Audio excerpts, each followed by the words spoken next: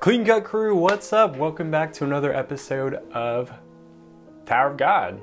Today we are doing episode 62, so yeah, let's get into it.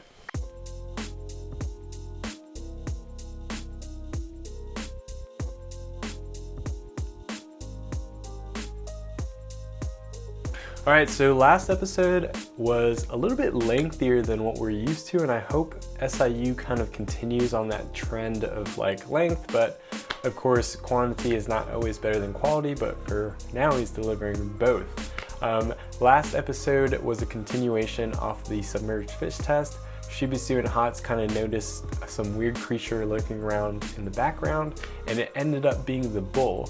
Shibisu kind of got caught in the middle of things and got rescued by Anak and Endorsi, so hopefully this issue we see a big battle. So yeah, I'm excited, so let's get into it. Alright guys, so I forgot to hit the record button, so I'm gonna have to reread this, so it's not truly my blind reaction, but I'll definitely try to do my best to read this. Hopefully I read it better since it's the second time. All right, let's get into episode 62.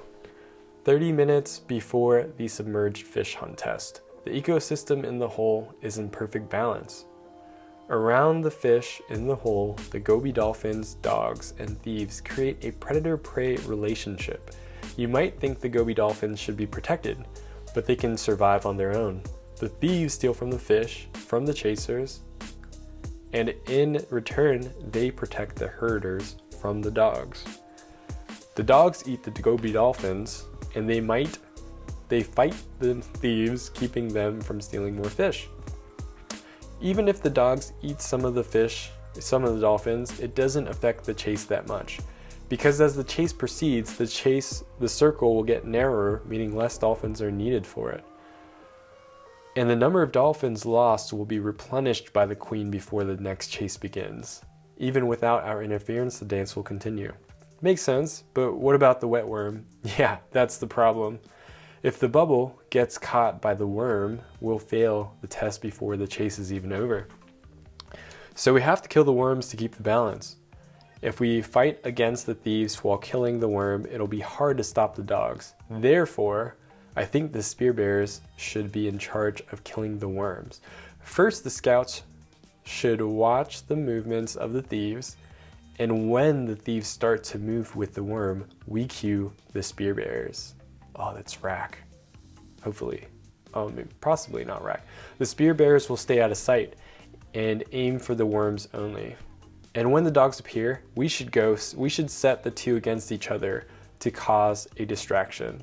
Well, that's a brief sketch of the plans, but the conditions are hard to predict, so we will adapt according to the situation. The biggest problem, I thought this picture was so dope, in this test is the bull. But this bull can ruin the ecosystem completely. But she said the bull might not appear. It will. Knowing that ill-tempered coffee machine, it will. If not, he'll make a new one to torment us. Right, well then what should we do? Well, let's keep it simple. We'll also use our wild cards, which is Anak and Endorsi. They are fighting. I was so weak. Okay, Kun, I don't think this was a good idea. I'm out. It's damp, annoying, dark, and smelly, and disgusting. Why do I have to hunt that monster? You look just like it. You take care of the lizard. Damn, that hag. I won't. Hey, what are you two doing? Do you want me to fight it and die? Why not? Don't care. Shibisu, you're SOL, dude. Ah! He runs in a circle. Be honest, you're scared, aren't you? Ha, yeah, right. Don't you just feel bad about killing it because it feels like family? I really want to kill you now, Anak responds. Then, let's see who can kill it first. What?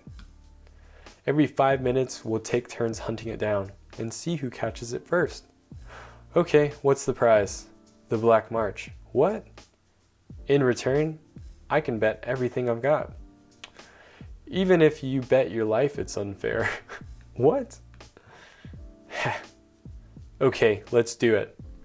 If you lose, you'll be my slave. You'll have to do everything I tell you to, and there's no getting out of it. You'll be my slave until I let you die. How's that? Fine, but I'll go first. Whatever. Won't you regret it? I think you will. I love this picture. It looks like Persona 5. Ah, Eric, I'm gonna die. I'm gonna die. I'm dying. Are all you princesses deaf? And Dorsey approaches. The bull looks confused. Wouldn't it be better to try fresh meat like me than stale like him? Come on, a 5-minute meal. And Dorsey, fighting this thing alone is dangerous even for you. Fight together.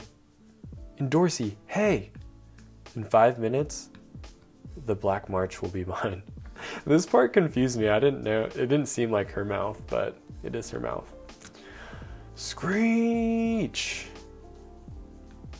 And we go towards Rack. Alright, Rack and Pericule.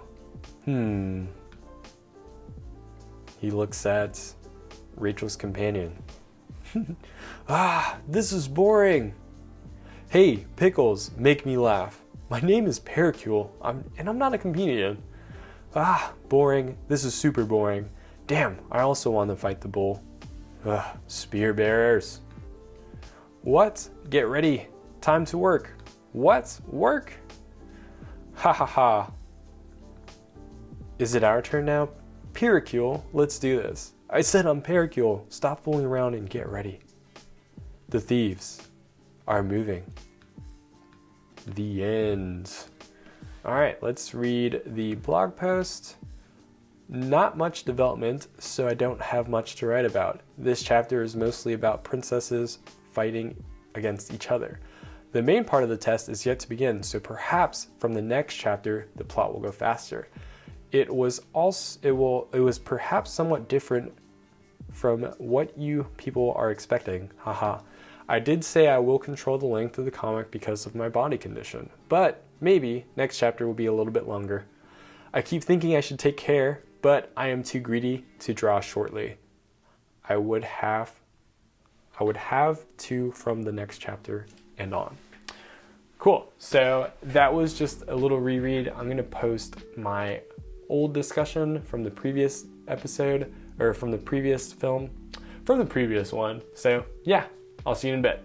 All right, so pretty cool chapter. It wasn't like the plot really didn't move too much, just like SIU said, but we did see a lot of dynamics between certain characters. So in a sense, the plot wasn't moving, but the character development was.